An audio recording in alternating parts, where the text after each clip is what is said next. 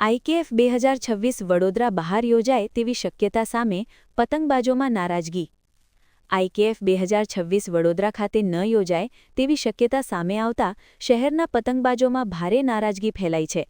Gujarat tourism વિભાગ દ્વારા આઈકેએફ 2026 અન્ય શહેરોમાં યોજાય તેવી ચર્ચા ચાલી રહી હોવાની માહિતી સામે આવતા પતંગબાજોએ વિરોધ નોંધાવ્યો છે।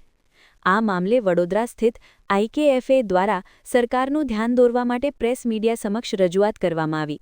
નવલખી હેલીપેડ ગ્રાઉન્ડ ખાતે યોજાયેલી પ્રેસ કોન્ફરન્સમાં પતંગબાજોએ પોતાના મુદ્દાઓ સ્પષ્ટ કર્યા।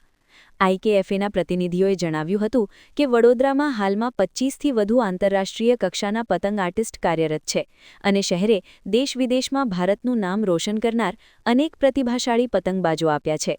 તેમણે વધુમાં જણાવ્યું હતું કે આઈકેએફ જેવી આંતરરાષ્ટ્રીય કક્ષાની પતંગ મહોત્સવ વડોદરામાં સફળતાપૂર્વક યોજાતી આવી છે અને શહેર પાસે જરૂરી માળખાકીય સુવિધાઓ તથા અનુભવ ઉપલબ્ધ છે।